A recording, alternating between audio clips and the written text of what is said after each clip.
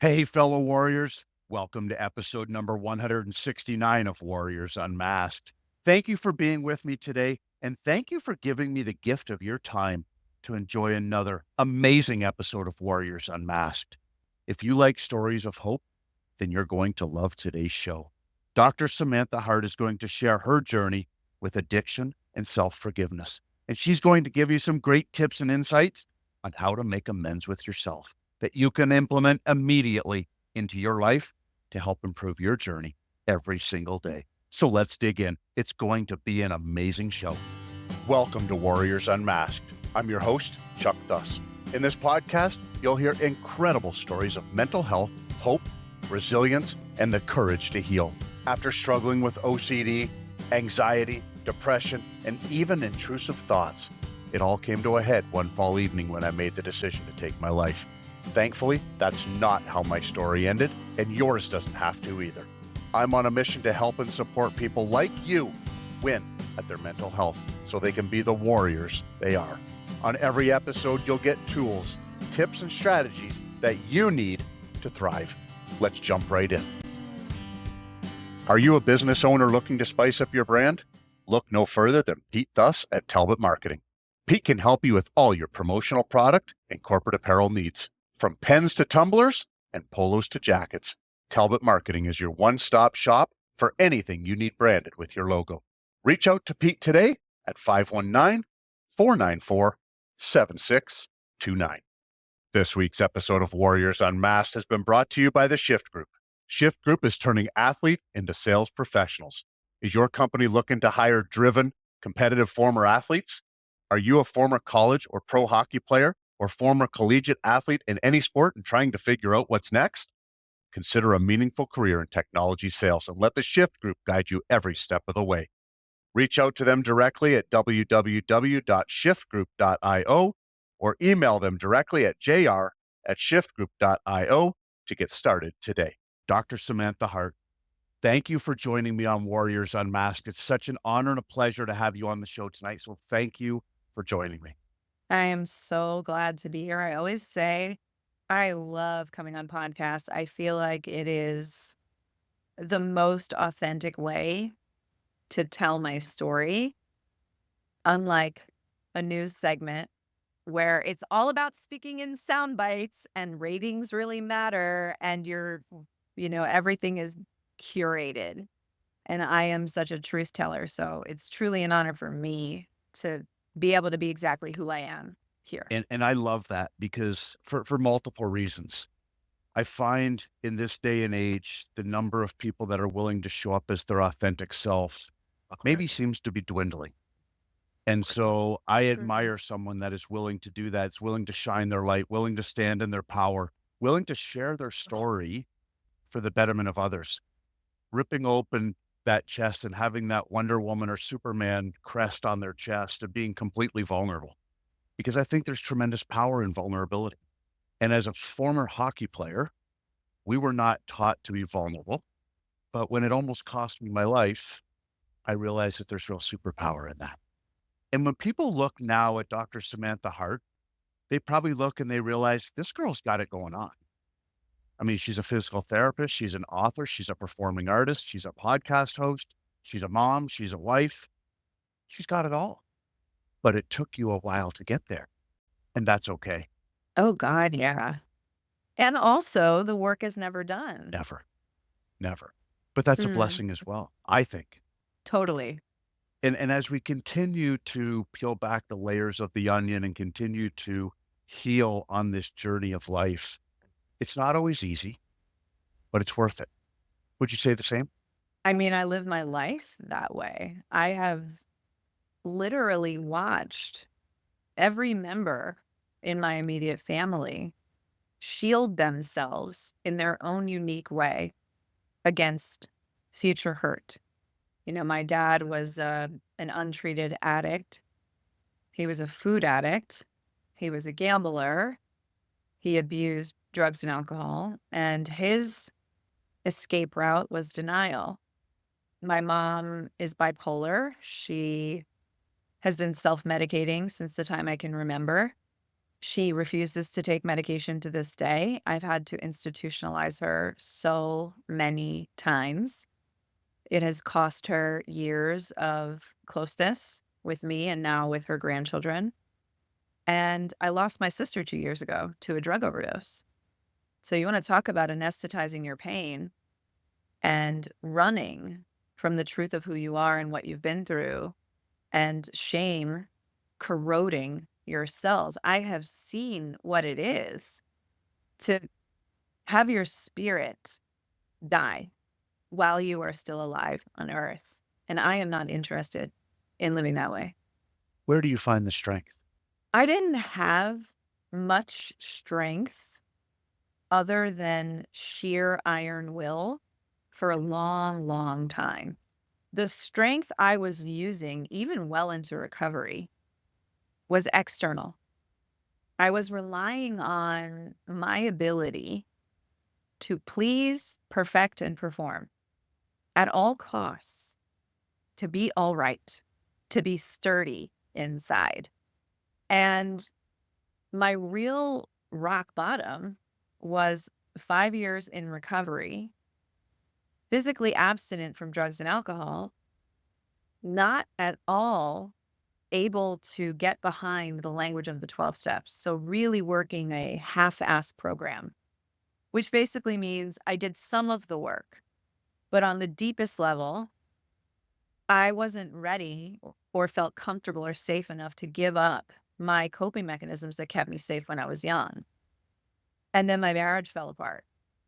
And when I say fall apart, I mean for 2 years, I had a husband who all signs were pointing toward must be cheating on me, who adamantly denied it. And instead of leaving, surrendering, accepting, healing, I tried to fix, manage, manipulate, control into utter exhaustion and failure.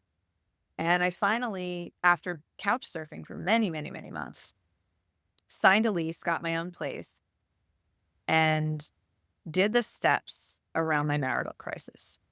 I did them in a modern, practical way. I found the real kind of strength that you're asking me about in that deep well of despair. And it really wasn't until I got to the ninth step with a woman who was in multiple 12-step programs, who wasn't trying to shove God down my throat, because I grew up in a house where there's no such thing. And if you believe in God, you're an idiot. And I was an academic. So screw God, right? So she came in soft and gentle and she said, have you ever made an amends to yourself? And I hadn't. I was 30 years old. I was a professional self-lacerator. I had made hundreds of amends in recovery to everybody else, never to myself. The reason why this was a turning point was because I had a vehicle, I had a practical way to arrest the inner critic, to interrupt her when she kept trying to run my life into the ground, and replace the sound of her voice with something more compassionate. When I was able to do that again and again, because I had to practice doing that, I could hear finally the whisper of my intuition. She is my homie. She is my greatest source of strength from that moment until this moment right now. You made an amends with yourself. That's powerful. We're often taught, as you well said, Samantha, that we should forgive and heal this relationship, make this right with them, make this right with them. But we always forget the most important person, ourselves. Take us on that journey, if you will, of what that was like for making amends with ourselves, because I know there's people listening right now thinking, what in the world is she talking about? What and how did she do that? What does that mean? Yes. Because it's easy to forget about ourselves. It's, and I'm using air quotes for those of you listening, convenient to forget about ourselves because it's hard. And very much like you said, you avoided and you did the 12 steps that were convenient It's convenient not to do the hard things. I'll get to it later. That doesn't need to be done. It's not really that big of a deal. I need to work on this over here. But what about us? What about our inner child? What about our soul? What about the damage we've done to us to make that right? Take us on that journey if you would. Yeah, and I will. I mean, to what you're saying about convenience, I'm actually gonna pose something a little different, which is that what I've unpacked is that the 12 steps as they are laid out, beautiful though they are in their spiritual principles, they're missing the heart of the matter. I wasn't avoiding the work because it was inconvenient. I wasn't avoiding a relationship with God because I was stuck in my ego and I thought I knew better. I literally grew up in a house where my mother's word was God. And she said, there's no such thing. And she said, the only person you can count on is yourself. And as long as you have a fancy degree, everything's going to be fine because nobody can take it from you. So I did all the things I was taught to do, and all of them were working really well, even though I had a drug problem. I could check all the cultural boxes. Look at me. Look at my degree. Look at my boyfriend. Look at my body. Look at my apartment. I'm only 23 and I'm living in New York City. Watch out, world. Why would I believe that the steps were a better idea?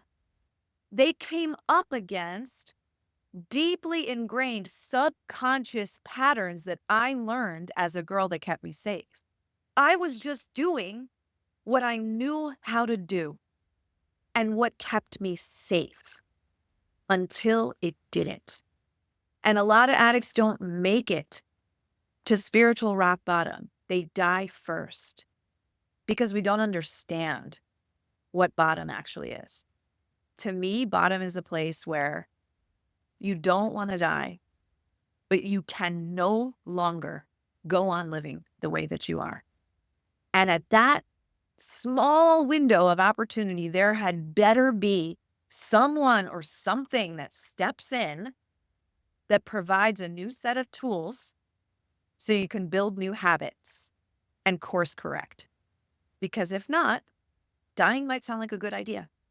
When we talk about forgiveness, okay, because it sounds like so fluffy and woo woo, and I am the most New Yorker there ever is, right? And when you are type A, if you are listening to this and you're type A and you have all these external accolades because of how good you are, how much you can produce, it is so unfathomable to hear the language of forgiveness and think it makes any sense at all. Because in some ways, our identity is wrapped around how much we can get done.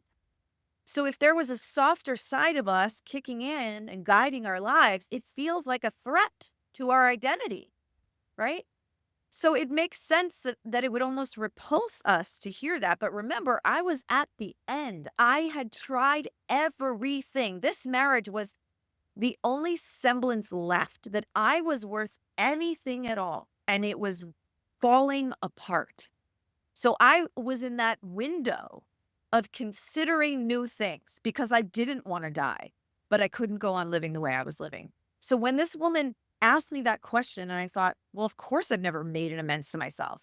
Like, all I ever do is criticize myself. That's how I function in the world. Nothing is ever enough. I'm not smart enough, pretty enough, capable enough. And then I run off of that energy and I'm constantly anxious and I constantly feel like shit, but I produce a lot. I have a lot of shiny things that I can show everybody. I'm just dead on the inside, right? Of course I hadn't considered it. So what does that mean? It's not like I waved a wand, stood in front of a mirror and was like, dear Samantha, I forgive you. The end. And I'm freed of this horrific voice inside of my head. No. Here's the practical application. If I am fully admitting that the critical voice in my head has run my life into the ground and makes me feel like shit, which I was clear about, then every time she shows up to tell me something that she thinks, I am going to have to interrupt her and consider what a more compassionate self talk would sound like and feel like. That was the work again and again and again. Also, the shattering of a limiting belief. The belief was, see, because I met my now husband at the front end of my addiction before I knew I had a problem.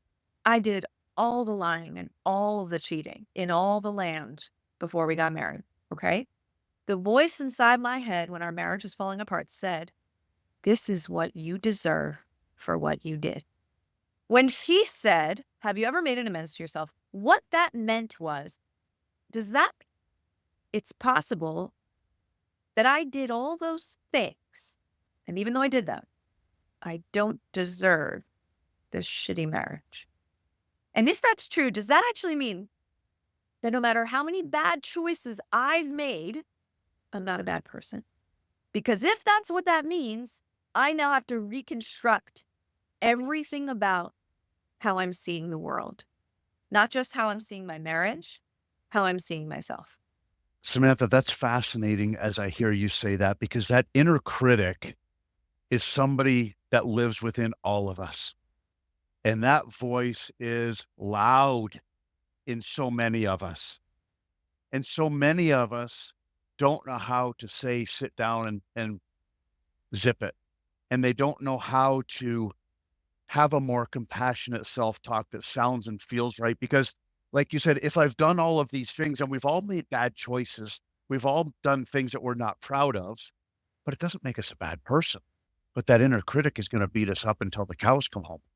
And so, at what point and what process did you go through that you started to believe that that more compassionate, more self-loving voice inside of you may just be telling the truth, and maybe I can buy into that?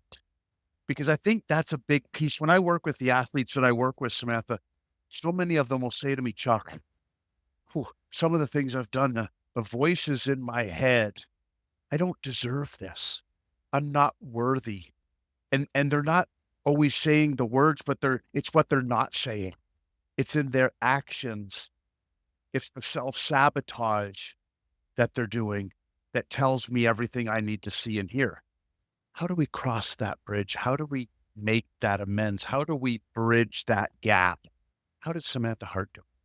I think, you know, I mean, I wrote a book about this. This is how passionate I am about it, and like you, when I work with somebody, I'm taking them through whatever the pain point is in their life, by the way. It does not have to be substance abuse, a modern version of the 12 steps. And sometimes they need to go out of order. And sometimes an amends to themselves is the first order of business. That said, what happened to me was, because I gave myself permission to stop blaming the way my marriage looked on myself.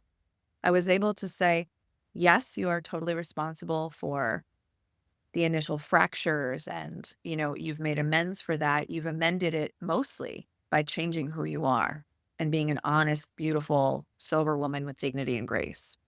And now, instead of fantasizing about the past and what your relationship used to be before the wreckage, and fantasizing about the future, when he finally forgives you and loves you again, now you can look this thing squarely in the eye and say, is this what you want and deserve?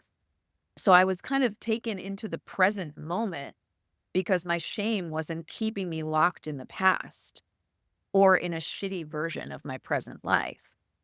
And when I started to hear my intuitive voice, I'll give an example. I moved into that place in the marital crisis, right? 6-month lease. I was totally terrified. Unfurnished apartment. First time I'm living alone in my whole life. 30 years old. I get a mattress before the rest of the place is furnished, and I fling it on the floor. I lay back and I just start sobbing. And I start thinking about every external thing that has helped me go to sleep my entire life. First, my mother stroking my hair when I was young, then drugs and alcohol, then drugs and alcohol plus my boyfriend who became my fiance and then my husband. And I'm laying there on this mattress thinking, what am I going to do now? I am a grown woman living alone, making $33 an hour, by the way, as a doctor of physical therapy, drowning in student debt, no support emotionally or financially from my husband. And I don't even know how to put myself to sleep. Now, I knew the sound of my critical voice. I knew it so well, right? So if she were to chime in that moment, she'd be like, suck it up, buttercup, or, oh, well, this is what you get for what you did. I knew the sound of her voice, right? But instead, a different part of me showed up and said, you're going to have to wrap your arms around yourself. And then I did. I could hear the distinction between the two voices. It was very, very obvious because my intuitive voice was calm, curious, compassionate. It sounded nothing like my critical voice. So right away, I was intrigued and I had nothing to lose. I had lost everything, including my self-worth. So why not give this a try, right? And in that tiny moment, I took a leap of faith because I didn't want to die, but I didn't know how to live any other way. This was a new possibility. So I wrap my arms around myself, right? And I fall asleep, hugging myself. And over the course of doing this step work and continuing to interrupt my inner critic, I could hear more and more of my intuition. And I got real curious about what would happen if I took an actionable step in the direction she was nudging me. I had nothing to lose. And then I started to accumulate small wins, and small wins became big wins. And so it went, and so it goes. And are you still building then, Samantha, on those small wins, those big wins? Because as we talked about earlier, life is not a destination. Many people think that it is. Once I get there, I'm going to be good. Once I get there, and my life is going to be golden. You and I both know that it's not a destination. This is a journey. And this is a journey that will carry on for many, many years in this physical world. And then I'm a believer that it's going to continue on in another dimension, in another form, and it just continues to go on and on and on. How do you share with those people that believe that life is a destination? Samantha, you've arrived.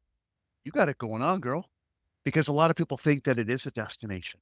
Yeah, I used to say when I was young, this is a real snapshot into my youth and how much my parents missed because they didn't do their own work. I used to say it all the time, I can't wait till I get over there.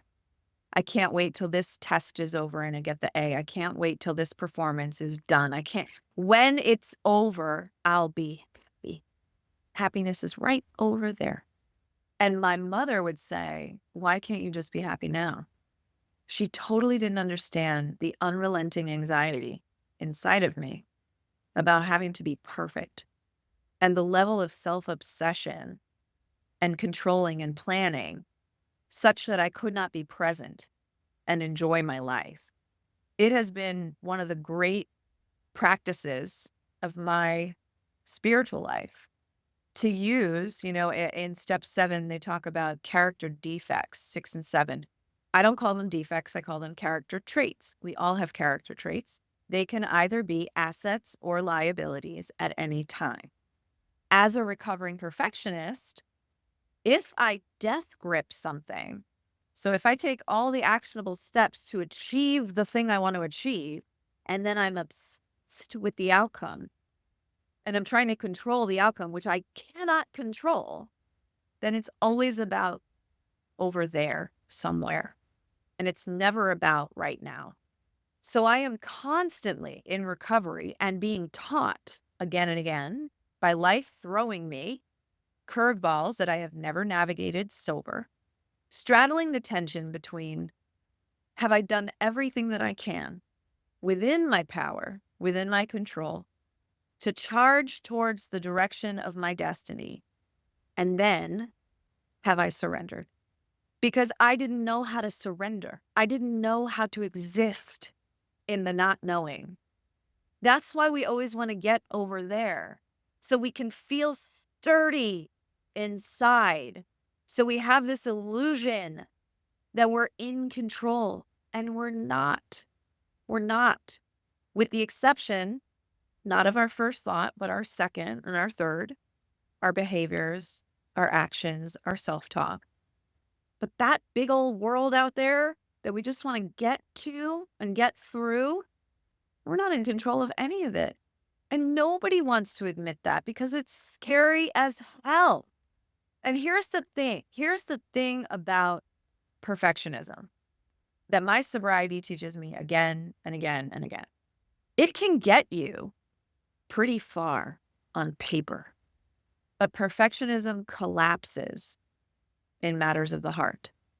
There has never been a blueprint, a roadmap from A to Z that anyone could give me when I found out my husband was having a 5-year extramarital affair that solved my heartbreak. There has never been a roadmap from A to Z that could take away the grief when my sister died of a drug overdose. We are not good at living in the not knowing, and we must become resilient or we're going to miss everything. Because life is about not knowing. We don't know what 5 minutes from now holds, 5 days from now. And I love what you said that we all live in this illusion that we're in control. And I think that a lot of this illusion that we are in control has led to a lot of the mental illness, a lot of the addiction, because people are struggling with the fact that they can't quite be in control of everything. And it's literally driving us to drink. It's driving us to do drugs. It's driving us to a reality that we don't have to deal with that thing that we think we can't control, because I can control how I'm feeling. And if I can get drunk or if I can get high, then I'm in control. And it's literally, I think, and figuratively taking over the world because we think we have to be in control of everything. And I love how you said that we're not, because it was at my darkest hours as well, Samantha. And listen, oh, did I think I could control everything? You just asked me. You see me go, I had it all, right? Just like you had it all on the outside. On the inside, I was dead. I had nothing. And you said it perfectly earlier. I didn't want to die. I just needed the pain to stop because I knew I couldn't keep living the way I was living. And I think we're seeing more and more and more of that, that people don't necessarily want to die, but they just can't keep living in the pain that they're living in. I sense that you're a very sensitive person, so you probably see and feel, and when I say see, I'm saying see with your heart, see with your soul, the pain that people are in. Because I don't know that we've ever lived in a world with more addicts, more alcoholics, more people just trying to get away from their reality because they haven't been able to control it. And the minute you let go, you realize that you're in control of everything that you can be in control of, and that it's all going to be okay.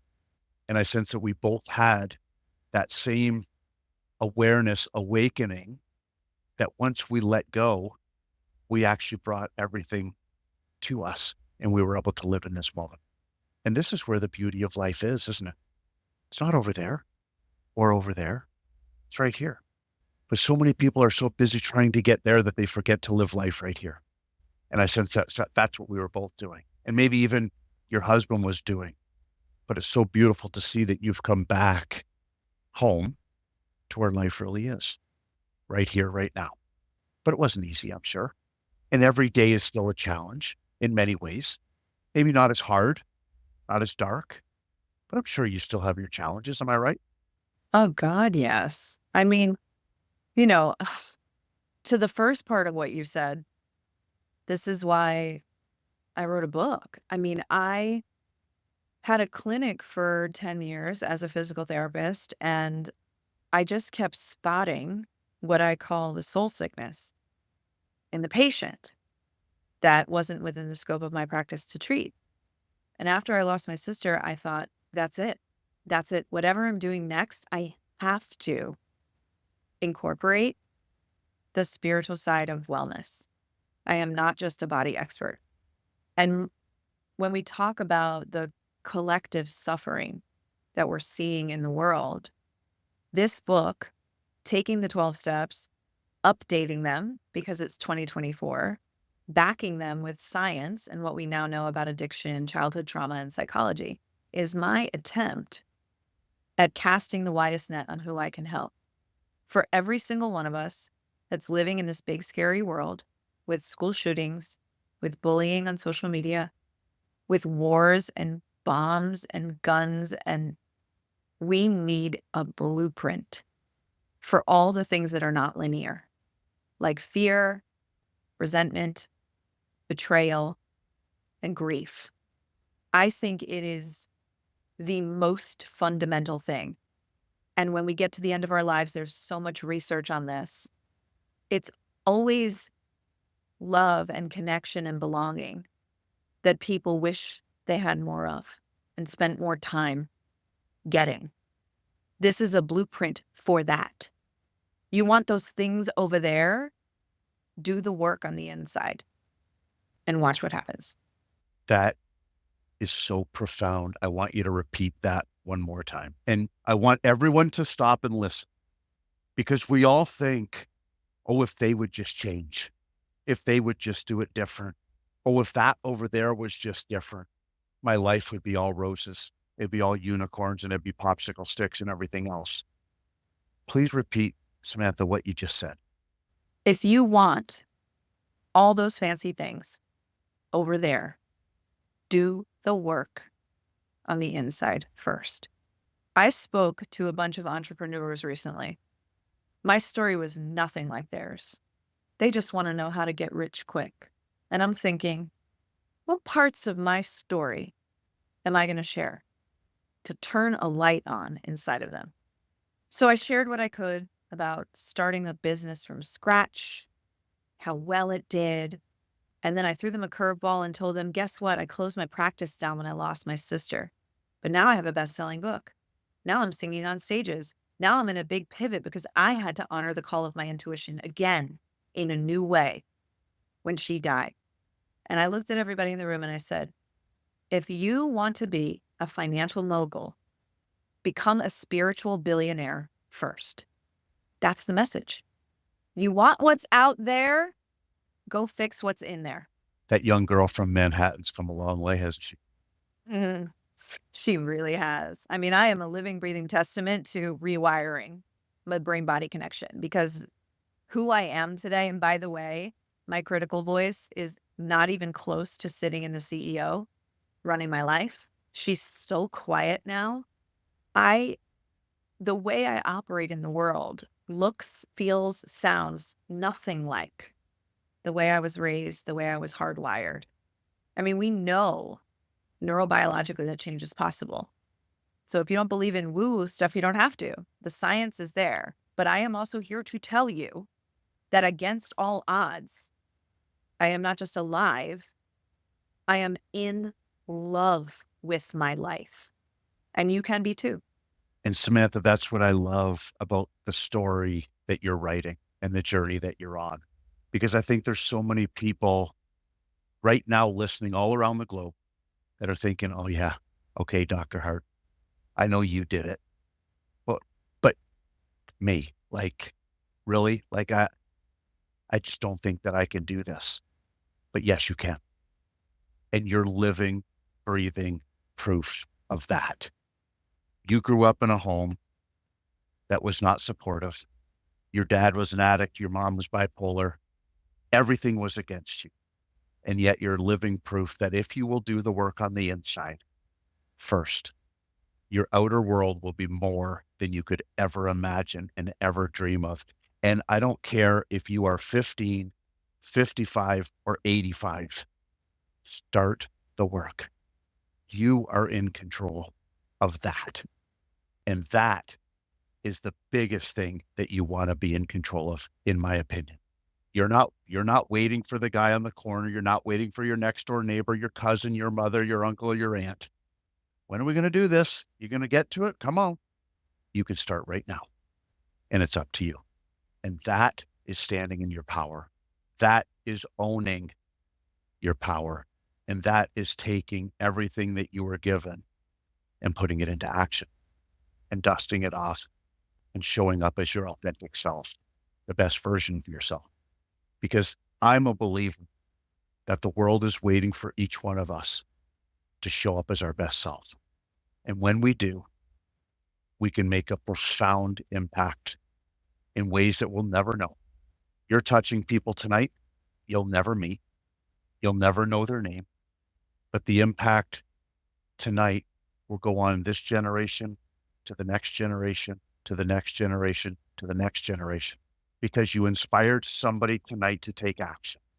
What a beautiful gift. It's beautiful. You've talked a lot about your book. Where can we find it? Where can we learn more about you? Where can people buy this book?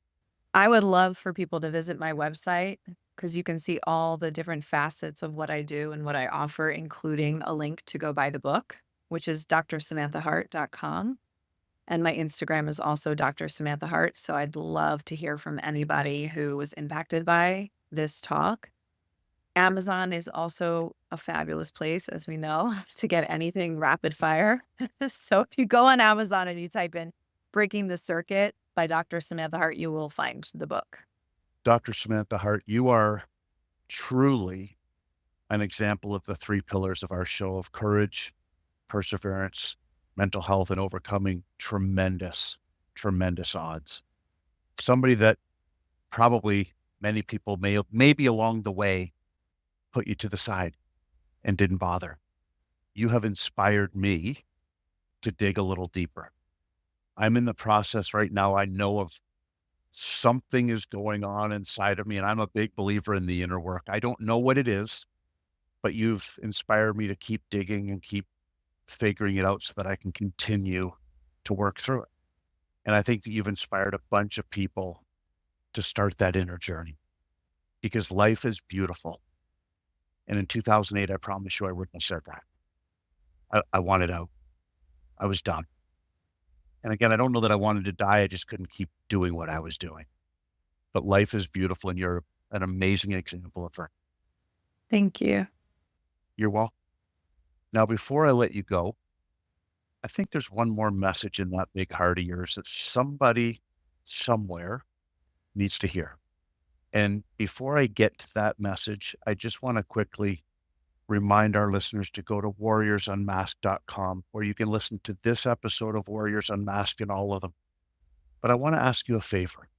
I want you to share this episode with somebody that you love, somebody that you care about, somebody that you know may be in a dark place, maybe is trying to find their way.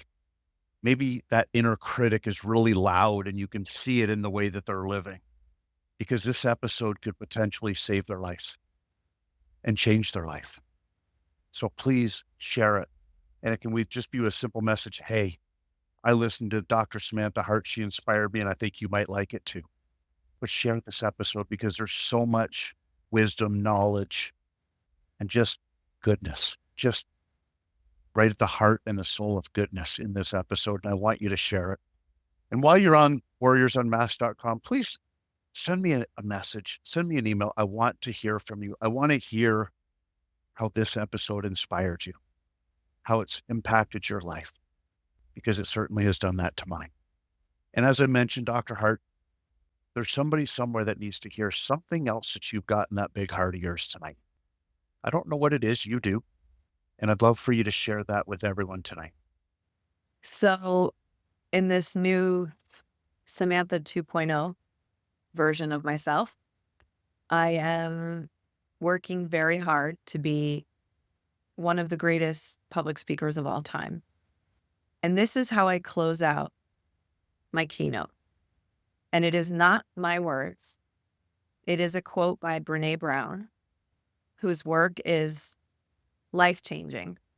And it goes like this: owning our story is hard, but it is not nearly as difficult as running from it. Embracing our vulnerabilities is risky, but not nearly as dangerous as giving up on love, belonging, and joy. Only when we are brave enough to explore the dark will we know the infinite power of our light. That's beautiful and amazing and so true. Brene Hmm. Brown is one of my favorites. I can promise you that. And if you look over my shoulder, you will see one of her books right on my bookshelf. By the way, speaking of Brene Brown and vulnerability, I didn't say this, but to full circle this talk to the beginning, the tattoo down my spine says vulnerability is my superpower. That's pretty awesome.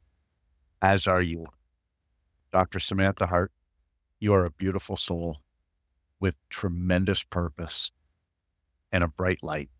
Please stay on purpose. Keep shining your light. The world needs more of everything that you have to offer. And this version of Samantha Harte 2.0 couldn't exist without Samantha Harte 1.0.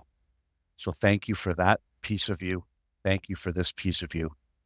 And keep going, girl. You're doing amazing things. Thank you. Thank you. Wow. What an amazing episode with Dr. Samantha Harte. One thing that stood out to me is how Dr. Harte quieted her inner critic. And I'm going to apply this week in my life by being more compassionate with my self-talk. And I hope you'll do the same. If you do, reach out to me. You can always connect with me by following the links in the show notes. Remember, I do this for a living and I'm on a mission to help change lives. If you'd like to get on a coaching call or need a speaker at your next event, just follow the link in the show notes. Always know I'm rooting for you.